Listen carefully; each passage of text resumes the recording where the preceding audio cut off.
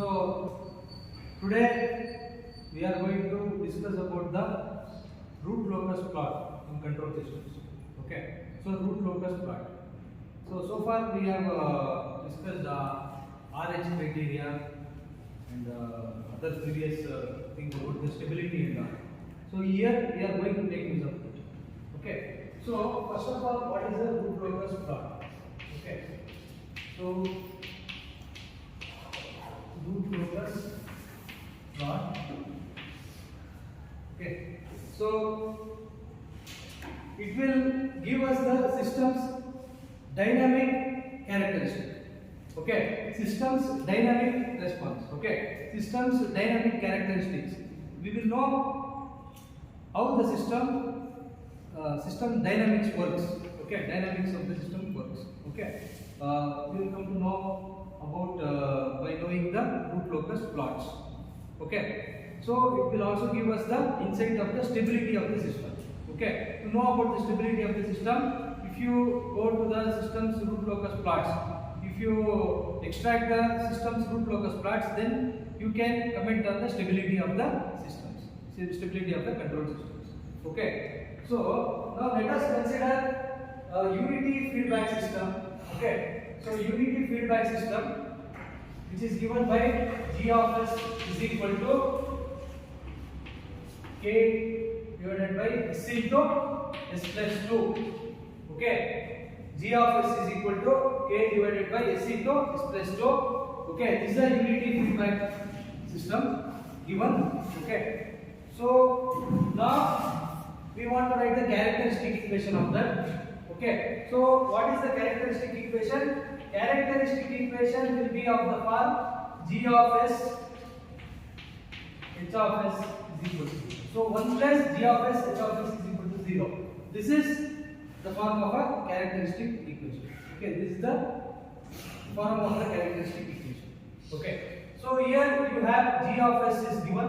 Okay, so this is a unity feedback system. That means H of S is equal to 1. Okay, unity feedback system means H of S is equal to 1. Okay, so now we will write this expression in this form, characteristic equation. So 1 plus K into 1 plus K divided by S into S plus 2 is equal to 0. So now it is in the form of characteristic equation. So now we write simplify this. S into S plus 2 plus K is equal to 0. Okay. Now expand this x square plus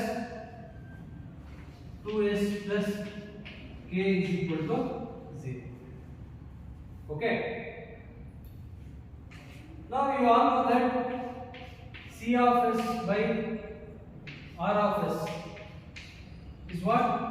It is the transfer function. C of S by R of S is what? It is the transfer function. So it will be having numerator and denominator. Numerator and denominator. Okay. So your numerator, whatever you will get in the numerator, that will correspond to zeros. Okay. And in the denominator you will get the wholes. Okay. In the denominator you will get the wholes. Okay. Now we have a characteristic equation: S square plus 2s plus K is equal to 0. Okay. S square plus 2s plus K is equal to 0. Okay. Let us suppose that our K value is equal to 0. Okay. If we will consider this equation, we got this equation, right? So if K value is equal to 0, if K value is equal to 0, so if K value is equal to 0, what happens? This equation will become S square plus 2s, okay, is equal to 0. Okay, now if you solve this, you will get 2 roots. Okay, S square plus 2s is equal to 0. If you solve this, you will get 2 roots, and those 2 roots are what? Can you tell? Okay, it will be 0 and minus 2. Okay, you will get the two roots. It will be 0 and minus 2. Okay, so you got this. This is equal to 0 and this is equal to minus 2. Okay, so now these two are nothing but the poles. Okay, this is equal to 0 and this is equal to minus 2. Here only you can get that. This is equal to 0, this is equal to minus 2. Okay, for the given problem k by s into s plus 2, if you solve this also you will get the same root, or else you can directly this is equal to 0 and this is equal to minus 2. So you are getting this is equal to 0 and this is equal to minus 2. Now we will see that where is the location of these poles in the display. Okay, there is something called display. Okay, S plane is what? It is a complex plane. Okay, so in this S plane, where is the pole? Where are the poles located? That is important. Okay, we should know that where the poles are located. Okay, so the poles are denoted by this cross symbol, and the zeros are located by this symbol. So this is a symbol for poles and this is a symbol for zeros. So now you have a complex plane. Okay, this is a real axis and this one is imaginary axis.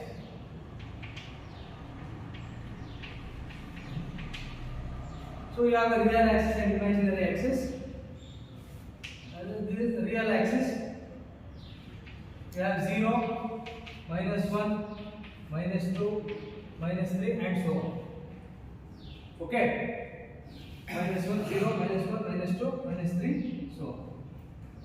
Okay. Now, if you locate the poles on this plane, you will get the poles. There are poles at s is equal to 0, you have a pole. And also you have a pole at s is equal to minus 2. Okay, s is equal to 0 and s is equal to minus 2. Okay. So now you are able to locate the poles on the display. Okay. So this is the location of the poles for if k is equal to 0 in the given characteristic equation. If k is equal to 0 for the given characteristic equation, these are the location of poles you are getting. Okay. Let us suppose that if k is equal to 1. If k is equal to 1. If k is equal to 1, then if you solve this equation, s square plus 2s plus 1 is equal to 0. If you solve this equation, okay, if you solve this equation, if k is equal to 1, okay, so you will get the poles are minus 1 and minus 1. Okay. So now again we will plot those poles.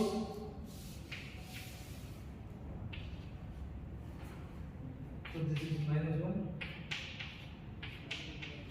and so on. So if you plot the poles now, so the poles, there are two poles at minus 1. So minus 1. There are two poles. Okay.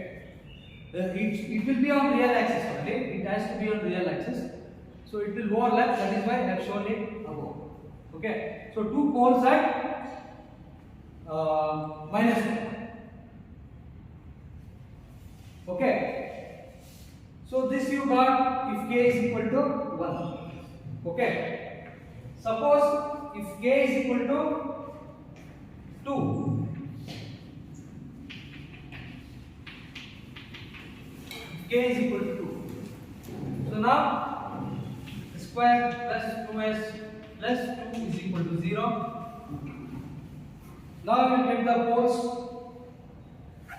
If you solve this, you can solve like this: x plus 1 whole square plus 1 is equal to 0. So now you will get something different. which is a complex force. Okay, you will not get a simple pole now, you will get a complex force. Okay, so if you solve this and if you get the roots, you will get -1 plus j1 and -1 minus j. So still you have two roots, and those two roots are what? -1 plus j1, -1 minus j. Okay, and if you plot that, okay, so this is as usual origin. So -1, -2, -3 and so on. Okay, and this imaginary axis, on imaginary axis you will get j1, j2, above it is plus j1, j2, below it is minus j1, minus j2. So our poles are located at -1 plus j1, -1 minus j1. So this is -1 real part and plus j1. So one pole will be located here and another pole will be -1 minus j.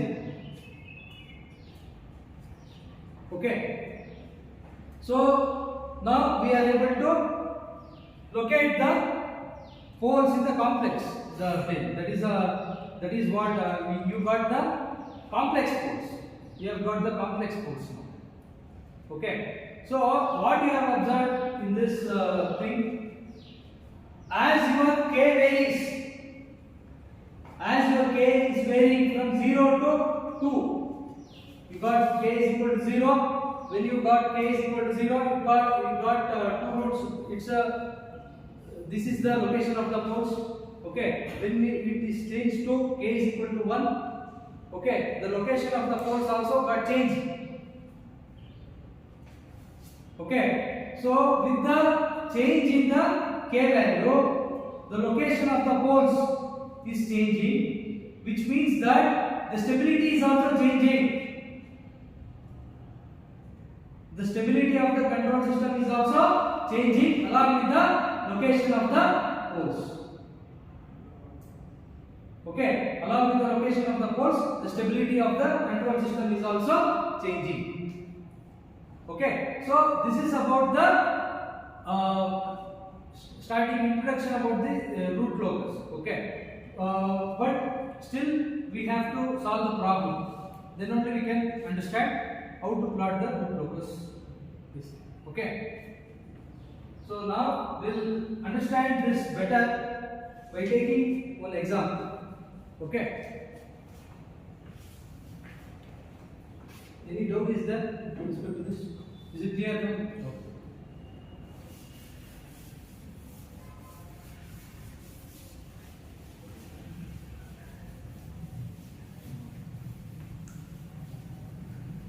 So if you understand one example, then the procedure is same for different problems. Okay, almost it is similar. Okay, but it will change when you get the complex poles. It will be different. Now we will go for the simple problem. Okay, with the not with the complex poles. We will take up some simple pole problem. Okay, let us suppose that g of s h of s is equal to k divided by s into s plus 1 into s plus 2 into s plus 3. Okay, so now this is the given, the closed loop transfer function is given. Okay, the closed loop transfer function is given. Now we want to plot the root locus for this control system. For the given control system, we want to plot the root locus. Complete root locus we have to plot. Okay, so we will go step by step. Okay, we will go step by step. what is the first step we have to do? So whenever you are given a problem, what is the first step you have to do? You have to identify the number of poles and also identify the number of zeros given the given problem. That is the first step you have to note down. Okay, so in different textbooks, in the denote whatever the denoted, that is the poles is denoted as P in most of the textbooks. In some place it may be some other letter. Okay, and it may be N or like that. Okay, but here what we follow is P is equal, capital P is equal to poles. Okay, capital Z is for zeros. So that will follow. Okay, so first is identify the number of poles and number of zeros. That is the first step we have to do. So number of poles. How many poles are there? Okay. So by looking into the given transfer function, that is the closed loop transfer function is given. By where we have to check for the poles? Where? Numerator or denominator? Denominator. So just go to the denominator. Okay. How many poles are there? You tell me. How many poles?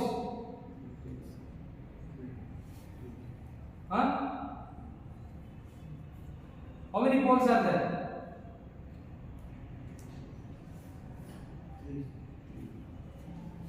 This is equal to 0 is also one pole. Okay. This is equal to -1. This is equal to -2. This is equal to -3. So how many poles are there? 4. So number of poles is equal to 4. Number of zeros. Where we have to look for zeros? Numerator, how many zeros are there? Only K is there. S plus 1, S plus 2, like that. Anything is there? No, it is not. So how many zeros will be there? 0.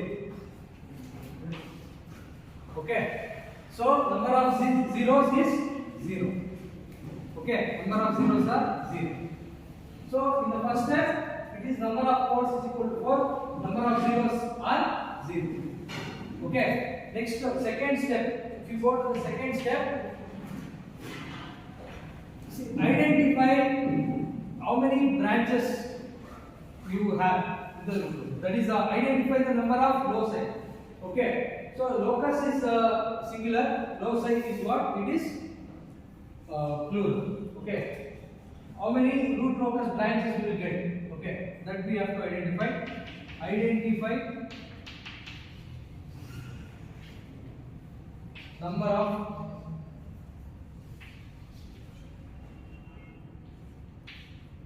you can call it as branches. Okay, identify the number of root loci branches. Okay, LOCI or else just branches you can write. Okay, so it will be you have this formula, maximum of P and Z. Okay, so maximum number of poles, how many poles are there? Number of zeros, how many zeros are there? Maximum of these two will be the number of branches.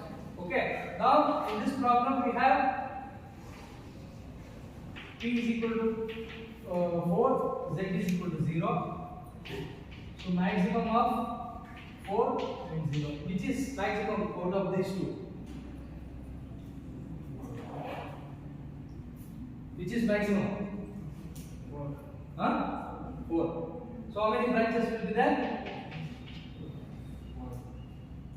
Okay, is it clear? Okay. So next is the third step. You are going to find out the number of asymptotes. Okay.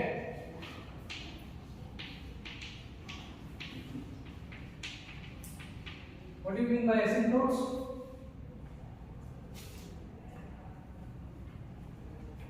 Asymptotes is what? is a straight line. Okay, asymptotes is a straight line. Here, why we what is the role of asymptotes? I'm going to explain it. Okay, so asymptotes, we have to calculate how many asymptotes are there in the given problem. For that, you have a formula. Calculate the asymptotes. So the number of asymptotes, the formula is P minus Z. P minus Z. How many asymptotes are there? P minus Z number of asymptotes are there. What is P minus Z? You have P, you have Z. So how many?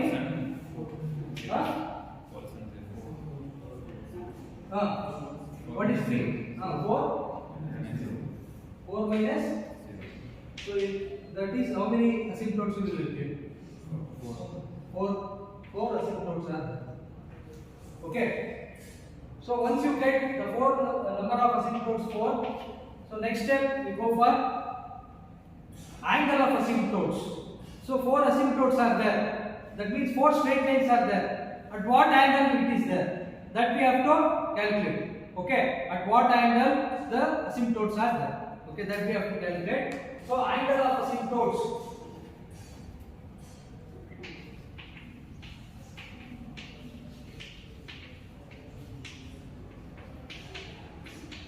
Even for this you have a formula, angle of asymptotes. To calculate that, if theta is the angle, theta is equal to 2q plus 1 into 180 degree P minus Z. Okay. This is the formula, 2q plus 1 to 180 degree P minus Z. Okay. So here q value will vary like this. Since we have 4 poles, okay, q value will vary. It will start from 0, comma 1, comma 2, comma 3. 1, 2, 3, 4. 4 poles. Okay. So q value we have to substitute as 0, as 1, as 2, and as 3. Okay. So then you will get 4 angles. Okay. You can angle of asymptotes theta a1 is equal to, you substitute q as 0 first, q plus 0 plus 1 into 180 degree divided by p minus z is how much? 4. Okay. So if you calculate this, how much you will get? How much?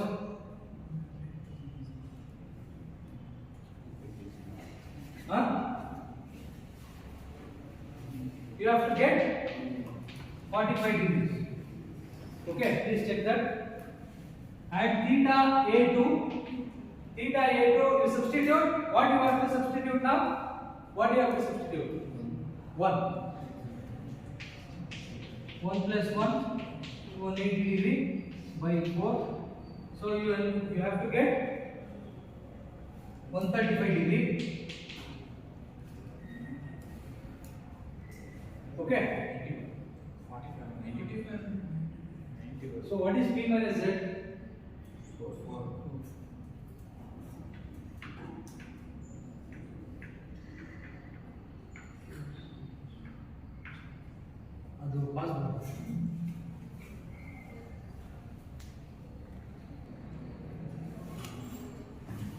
Okay. So you make a correction in the formula. That is a 2q plus 1. Okay. 2 should not come outside, it should come within the brackets. Okay. So theta A3 you will get 225 degree, and theta A4 you will get 315 degree. Okay. So theta A4 you will get 315. So you got the angle of asymptotes. Okay, so there are 4 asymptotes and you calculated 4 angle of asymptotes. Okay. So in the next step, that is the 5th step.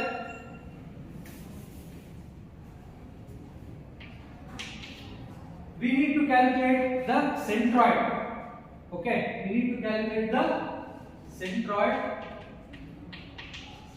Again, we have a formula for that to calculate the centroid. Centroid is equal to, that is sigma is equal to summation of real poles, real part of poles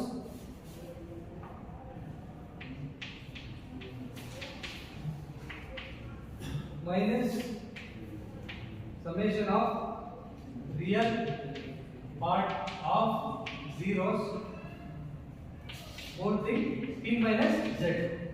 Okay, this is the formula to calculate the centroid.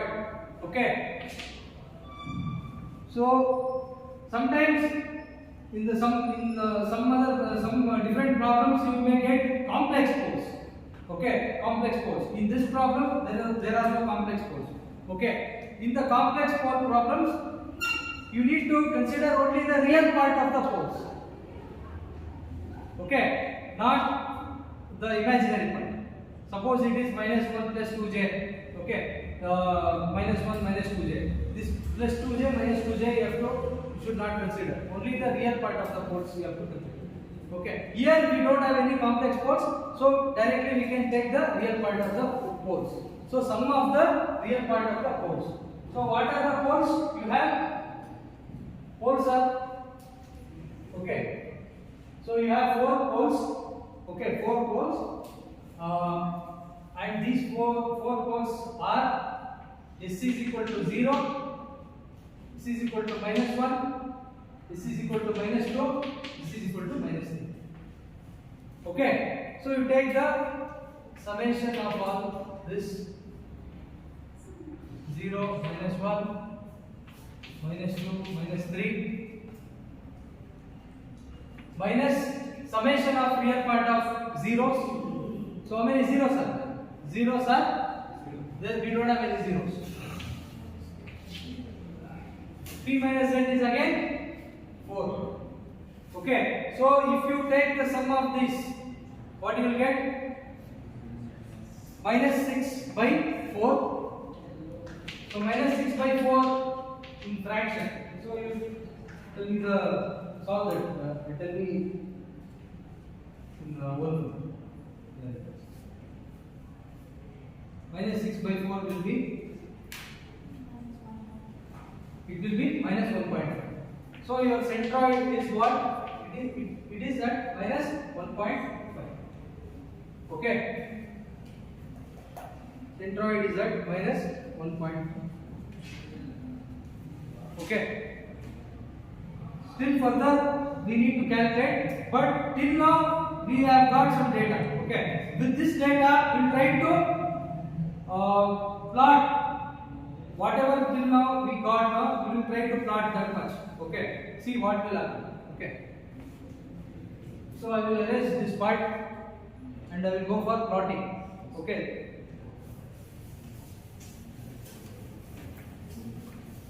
you have noted that all this. You have to tell me the values.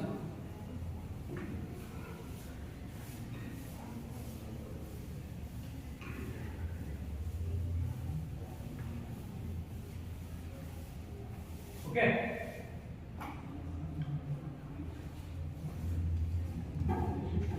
So now coming to the plotting part, you have to plot this in the graph, or you can plot in a white paper also. But graph means you have to take units and all. Okay.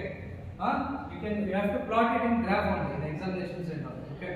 So it will be available to you. Graph sheets. Okay. Here we plot it. So as usual, we have to plot this in the complex plane, right? That is the S plane. S plane is again it's the complex plane.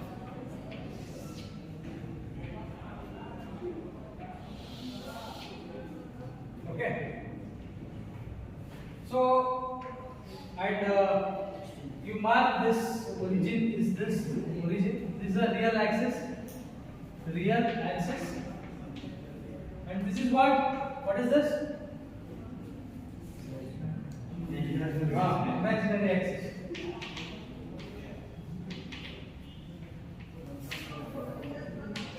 imaginary axis. This is -1.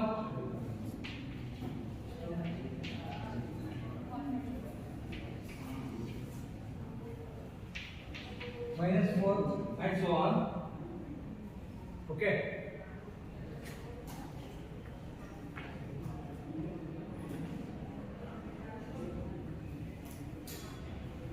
Okay. Now we have to locate the poles. Where are the poles? Tell me.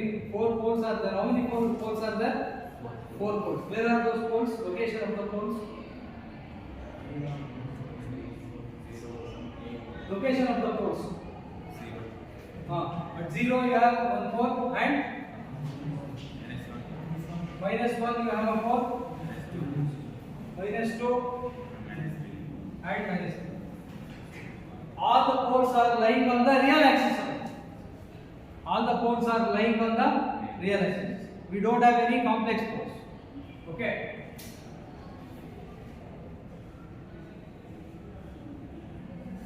And what is the centroid? We got value of the centroid. It is minus. So this is -1.5. Somewhere it will be in between -1 and -2. It is -1.5. Okay. We need to draw the asymptotes through the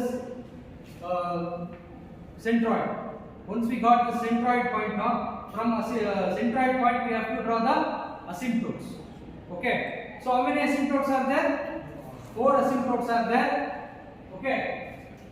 So 4 asymptotes. What is the angle of asymptotes? First one, theta A1 is how much? 45. So with all your drawing instruments, you have to draw in the graph sheets. Okay. So 45-degree line. This is what? Theta A1 45. Okay. 45 degree. Next is theta A2.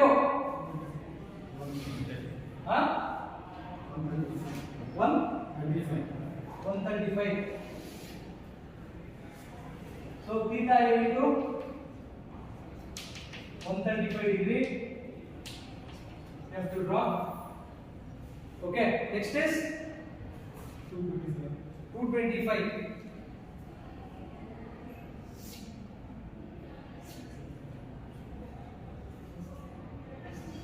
Theta A3 is 225 degree. It will be like this. Next is what you are getting? 350. 350.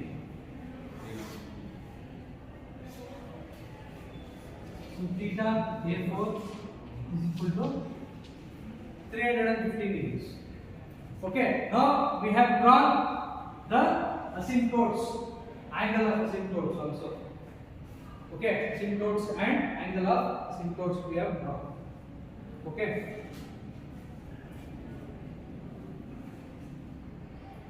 So now, since we know the force where it is, okay. So all the poles are what? Towards the right of this -3. Okay. So how it will move within this region? Okay. In the root locus region, how it will move? That I am going to tell you. Okay. Okay. So from -3, the poles from the -3, the root locus will be moving towards -2. Okay. It will be like this. In this direction, from -3 to -2. And from -2, it will be moving towards -3. Okay. So from -3 it will be moving towards -2, and from -2 it will be moving towards -3. In between this -2 and -3, it will break away. It will break away. Okay, it will break away and follow the asymptote. Asymptote is a straight line. It will follow the asymptote and it will terminate at infinity. The root locus, it lies between -2 and -3. It lies between -2 and -3. In between, it will break away. In between, it will break away and it will follow the asymptote and it will terminate at infinity. It will terminate at infinity. Okay. Similar here also same thing happens. Okay. From -1 it will go towards 0, and also from 0 it will go towards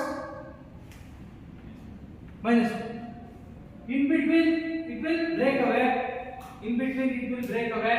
It will follow the asymptote and finally it will terminate at 0. Okay, it will terminate at 0. Okay, so in the next step, what we have to do is we have to find out the breakaway point, where it will breakaway point. We now it is clear from this whatever the data we have got.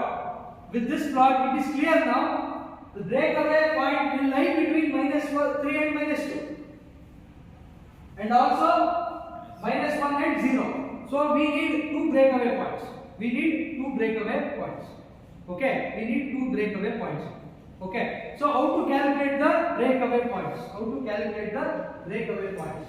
Okay, so for this calculation, again we have to go back to characteristic equation. Okay, we have to go back to characteristic equation again. So what is the characteristic equation? Characteristic equation means it will be of the form g of s 1 plus g of s into h of s is equal to 0. Okay, this is known as characteristic equation. This form. Okay, so this form is characteristic equation, but we have given g of s h of s only, right? So we'll put that into in this form. 1 plus g of s h of s is equal to 0. Okay, what is our g of s h of s? You tell me. Given 1 plus k divided by s into s plus 1, s plus 2, s plus 3 is equal to 0. So we'll do this. So it will become like this: s into s plus 1 into s plus 2 into s plus 3 plus k is equal to 0. So if you all simplify this, that is expand, multiply, you get s to the power 4 plus 6s cubed plus 11s square plus 6s plus k is equal to 0. Okay. Now to get the breakaway point, what we have to do is we have to go take the shift all this part to right side. Take only k. K is equal to minus s to the power 4 minus 6s cubed. Like this. Take this. Minus s to the power 4 plus 6s cubed plus 11s square plus 6. So we got this k. Okay, k is equal to this much. Okay. To get the breakaway point, what we have to do is differentiate k with respect to s. Differentiate k with respect to s. That means dk by ds. Dk by ds you have to do that, differentiate. So what you will get? Minus 4s cubed 18 square 22s plus 6. Okay, so all are negative.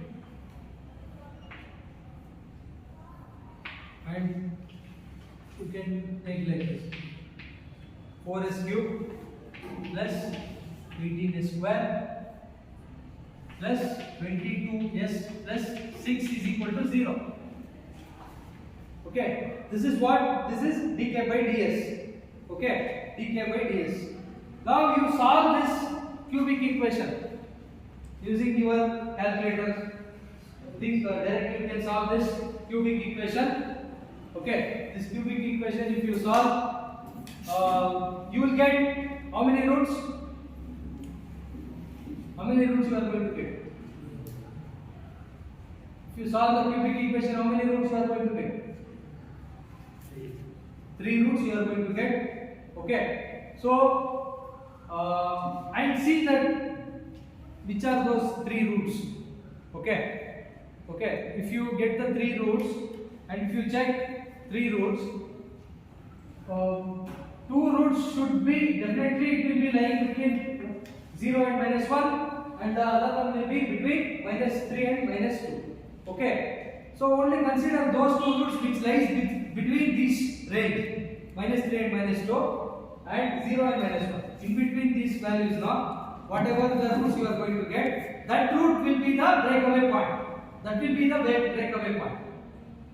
Okay, that will be the breakaway point. So you can, if you are solving this cubic equation, you tell me the roots. If you are solving this, if you are getting 3 roots, you tell me.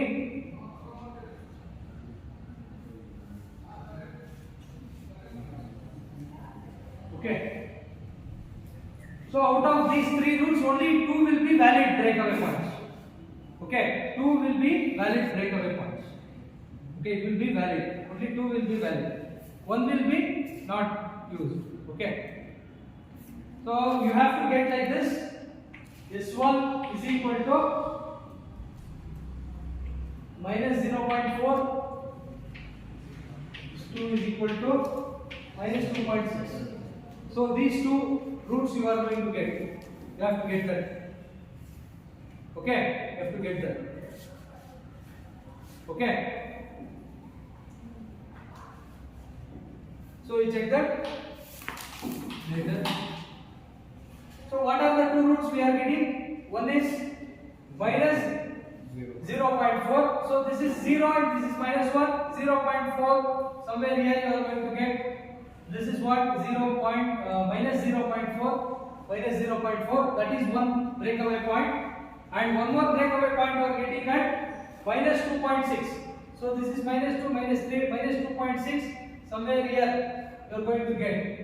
So this is minus 2.6. Okay. So we got the breakaway points. Now we can plot. Okay. So how it is to be plotted? See here we have a simple poles. Okay, for this problem only I am showing the plot. Okay, complex poles it will be different.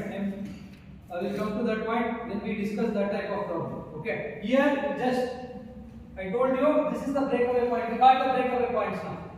From this breakaway point, it will be following the asymptote. Root locus we are plotting now. Root locus. Okay. So from this breakaway point, it will follow the asymptotes. It will follow the asymptotes and it will terminate at infinity. Terminating point is what? Infinity. It will terminate at infinity. Okay. So one more thing you have to keep it in your mind is what? The root locus is symmetric about the real axis. The root locus, whatever the root locus that you are plotting, it will be symmetric about the real axis. Okay, it will be symmetric about the real axis. So whatever the plot I have plotted here, it will be symmetric about the real axis. So here also the same thing happens.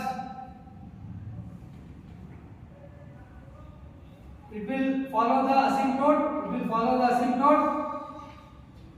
and it will terminate at infinity. It will go towards infinity. From the breakaway point. Okay. Similarly, you have another breakaway point also. Another breakaway point you have. So another breakaway point. So from minus 0.4, it will follow the asymptote and terminate at infinity.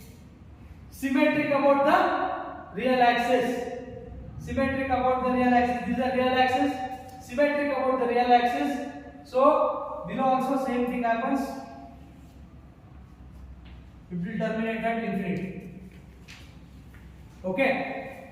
So you got the root locus plots now. Okay. Still it is not over. Still one more step is there that you have to do that. Here one thing is happening, that is it is crossing the imaginary axis. Okay. The root locus is crossing the imaginary axis. Here intersecting the imaginary axis. It is intersecting the imaginary axis. In the next step, that is the step number 7, we have to find out the intersection point with the imaginary axis, where it will intersect. Okay, this on this imaginary axis, where it will intersect, that we have to find out. Okay, that we will do now. Okay, after that only you plot. Okay, not this portion you can plot. Okay, in the other portion you should know where it will intersect the imaginary axis, because you will be drawing in the graph sheet. Okay, you should know that where it will cross. Okay, there only after it has to pass. Okay, so intersection with imaginary axis, to find out that intersection with the imaginary axis, we have to make use of Raoult's array only. Okay, that Raoult's array will help us now. Okay, write down the characteristic equation. That is this equation is there now. That is this equation, characteristic equation. We have this characteristic equation. Write down the characteristic equation. S to the power 4 6s cubed plus 11s square plus 6s plus k is equal to 0. What is this? This is a characteristic equation, right? This is a characteristic equation. Solve this characteristic equation by Rx criteria. Okay, that we have already done. Rx criteria. So write down the Raoult's array. S to the power 4 is cube. So 1, 11, k, 6 and 6. This is 10, k. This is to the power 1. So this is 60 minus 6k by 10. And if you complete this, you will get k. Now we want to know where it crosses the imaginary axis, intersection. Okay, so you take this 60 is to the power 1 row. Okay, 60 minus 6k by 10. Find out the k value. Find out the k value. Oh, okay. So one thing you will come to know that, see, k value should be greater than 6. By that we will know by taking this s to the power 1. Okay. So what is that? 60 minus 6k should be greater than 0. It should be greater than 0.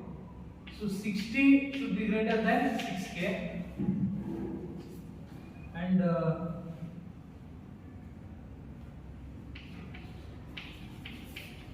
k should be greater than 10. Or that we will know. Okay.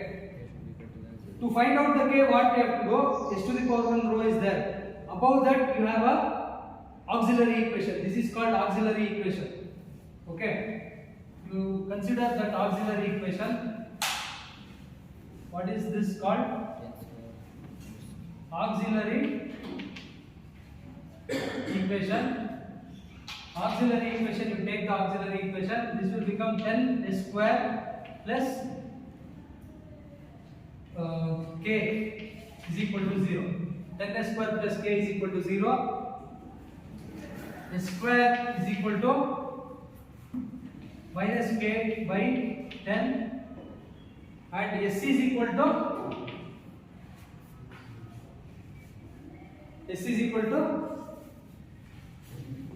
Square root of minus. plus or minus j1 square root of this thing will be. Square root of k by 10. Okay, plus or minus j1. Okay, so plus or minus j1. So you got the root s is equal to plus or minus j1. So this is the point where the root locus intersects with the imaginary axis. This is the point where the root locus will intersect with the imaginary axis. Okay, so this is the imaginary axis. This is 0, this is plus j, and this is minus j. Plus j, plus 1j, plus 2j, plus 3j, like that. Minus 1j, minus 2j, minus 3j below. Okay, negative, positive and negative. And it is symmetric. The root locus is symmetric about the real axis. Root locus is symmetric about the real axis. Okay. So this will complete your root locus plot. Complete root locus plot is completed. Okay.